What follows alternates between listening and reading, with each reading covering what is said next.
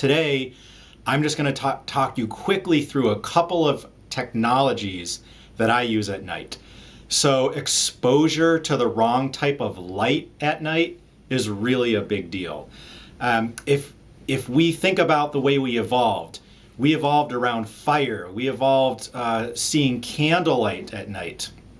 And we didn't evolve with these bright white, bright blue LED lights in our faces overhead. So these bright LED overhead lights, even some of the compact fluorescent lighting, a lot of that lighting is exposing us to wavelengths of light that we've not evolved to deal with. Except during certain parts of the day, like in the morning and the bright light of sun at noon from the outdoors. So exposure to the right type of light at the right time is absolutely critical for our biology and making sure that we function, we don't get diseases, lots and lots of other things. It's hugely important.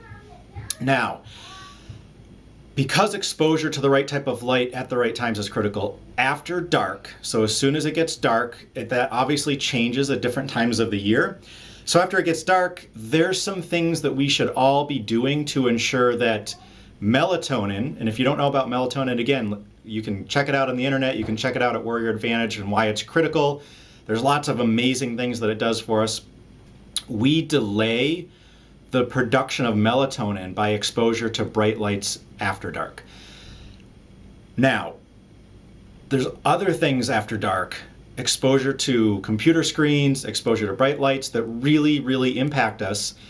And most of us are going to find it really challenging to light our houses with candles, to work by candlelight or firelight, and just read books. We want to read our tablets, we want to read our Kindles. Maybe there's some work we do at night. I know for sure for me, the only time I have to work on side projects at night or to check Facebook or whatever it is after my kids go to bed. And it's usually dark, especially in the wintertime. I live in a very northern climate. It gets dark here pretty early. So most of the advice, and the advice I would give you, is within 2 hours before bed, get off of all your screens, televisions, computers, tablets, smartphones. Be done with all of that. Okay. Most of us, that's not going to be something we can do. For those of you that can do that, awesome. For people like me, I just can't do that. I have to spend some time after dark on a device before bed. So if you're going to do that, there's some ways we can hack into this process to make exposure to that type of light something that's not going to affect our melatonin and not going to affect our sleep. So here's a couple of technologies that I use that I find extremely effective. So first of all, on your smartphone, I try not to be on my phone anytime close to bed, but if I need to be, there is a program, and I've got two things going on my smartphone. So here's what my phone looks like. There's a screen cover over my phone. That screen cover is from the Bulletproof executive team. It's called a ZenTech filter. That filters out the most disruptive form of blue light coming from the screen. So it's really bright blue and white wavelengths of light that's going to affect your melatonin in your sleep. So I have a screen cover on my phone, and I use this app called Twilight. Now, Twilight, just an app. What it does is at night, it dials down the brightness of your screen. It dials out some of that blue light. So if you do have to use your smartphone at night, a lot of that blue light has been taken away. Now, I also use a tablet sometimes and a smartphone. So on the tablet, there's a couple of things. I, again, have a ZenTech filter on this Apple product. So there's just a screen, plastic screen over the cover that filters out the blue light. And if you see, this is F.lux. So F.lux, getflux.com, or it's justgetflux.com. This is a product you can put on your Apple products or on your laptop. I use this on my laptop. I think your Apple product has to be jailbroken to use this, but on your laptop, I don't have an Apple laptop. I use this. This is just like the Twilight app. After dark, it will dial down the blue light on my laptop so I'm not exposed to that melatonin disrupting blue light. It's free, extremely easy to use. You set it up and forget it. Really simple. Now, the last piece of technology that I use might look a little silly, but it works. It's extremely effective. I love these things.